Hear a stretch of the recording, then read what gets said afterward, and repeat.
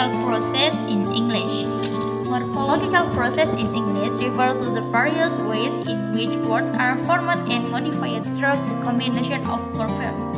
This process helps create new words, change word meaning, and convey grammatical information. Jadi teman-teman, kita akan membahas tentang proses morfologi. Jadi proses morfologi dalam bahasa Inggris mengacu pada berbagai cara pembentukan dan modifikasi kata melalui kombinasi morfem. Proses ini membantu menciptakan kata baru, mengubah makna kata, dan menyampaikan informasi tata bahasa. Jadi sekarang kita akan membahas tentang sebuah kata yang akan diubah atau ditambahi dengan kata lain sehingga dapat membuat makna baru atau memunculkan makna baru. Here some key morphological process in English. Nah, jadi di sini ada beberapa kunci utama dalam proses morfologi bahasa Inggris. The first, derivation. This process involves creating new by adding prefix or suffix to a base word or root. Derivation often changes the meaning or grammatical category of the original word. For example, the word happy can become unhappy, prefix un, or happiness, suffix ness. Nah, yang pertama di sini ada derivasi. Proses ini melibatkan penciptaan kata baru dengan menambahkan awalan atau akhiran. Jadi derivasi ini seringkali mengubah makna atau kategori tata bahasa dari kata aslinya yang mempunyai makna A, asalnya mempunyai makna A, kemudian menjadi B. Contoh, kata happy. Happy ketika diawali dengan an menjadi unhappy. Makna happy asalnya itu senang atau gembira, tapi ketika sudah menjadi unhappy menjadi tidak senang atau tidak gembira. Begitu pula dengan kata happiness dengan memberi akhiran senang, artinya juga berbeda, bukan lagi senang tapi tidak senang atau tidak gembira. And then inflection.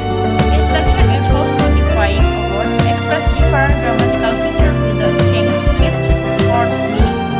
This can include change word tense, number, person, or case. For example, the verb walk changed to walked to indicate the past tense, and the noun cat changed to cat to indicate plural.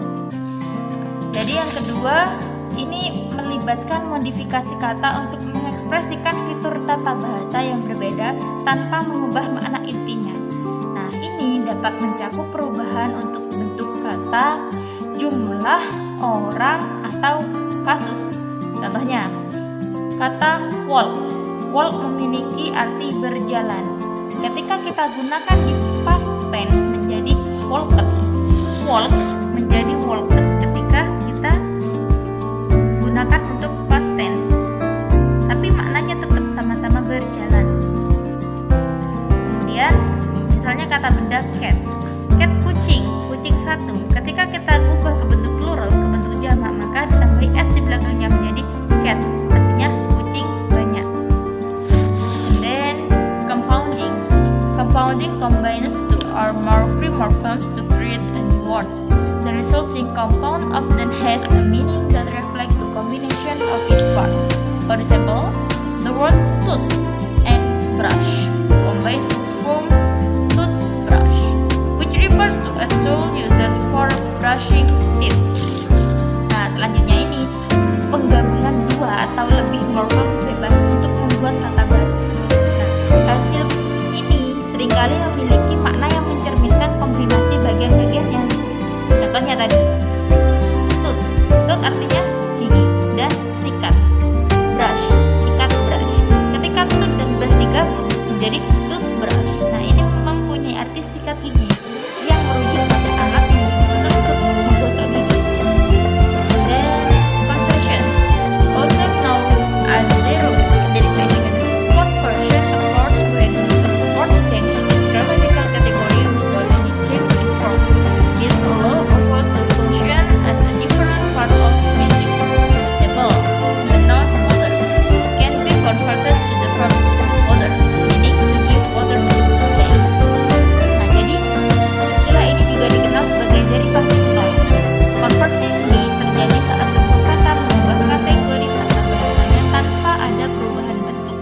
Hal ini memungkinkan sebuah kata berfungsi sebagai bagian ujaran yang berbeda.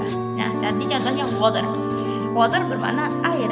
Ini dapat diubah menjadi bentuk verb dengan menambahkan to water, bukan lagi air, tapi berarti memberi air atau menyiramkan air pada sebuah tanaman. And then reduplication. This less common process involves repeating a word or part of a word, often to convey a specific meaning, nuance, or emphasis. For example, the phrase bye-bye use reduplication for emphasis or to convey a childlike tone. Nah, jadi selanjutnya ini merupakan reduplikasi atau proses yang kurang umum. Nah, ini melibatkan pengulangan seluruh atau sebagian kata, seringkali untuk menyampaikan makna, nuansa, atau perkenalan tertentu. Contohnya, bye-bye. Nah, bye-bye ini kan merupakan dua kalimat yang diulang-ulang. Nah, ini menggunakan reduplikasi untuk penekanan atau menyampaikan nada kekanak-kanakan. Contohnya tadi, bye-bye. Then blending. Blending combines two of or more words to create a new word, often by merging sounds and meanings. Example, the word brunch is a blend or breakfast and lunch. Jadi yang selanjutnya ini merupakan pencampuran atau penggabungan bagian dari dua kata atau lebih untuk membuat kata baru. Seringkali dengan menggabungkan bunyi atau makna, contohnya kata brunch. Berarti itu merupakan gabungan atau singkatan dari breakfast dan lunch.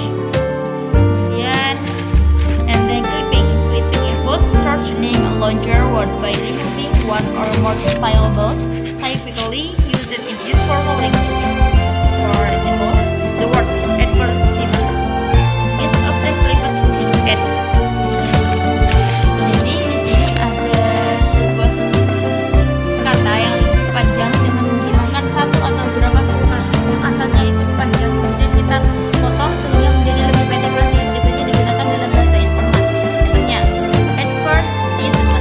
advertisement. Ketika itu kita gunakan untuk bahasa formal. Dan ketika kita gunakan untuk informal, kita clipping menjadi ad. Artinya tetap sama-sama menambahkan, cuma berupa kata formal atau yang informal. And then back formation. This process involves creating a new word by removing a real or supposed affix from an exciting word, often resulting in a word of a different grammatical category.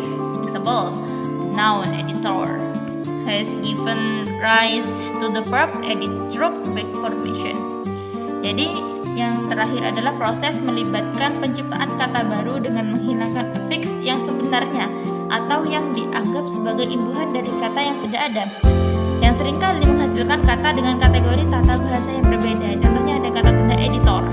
Editor bisa diubah menjadi kata kerja berupa edit. Nah, ini bisa dibentuk ulang. Jadi artinya tetap sama, namun bedanya ada pada kata itu sendiri. Okay guys, thank you for watching my video. See you next time.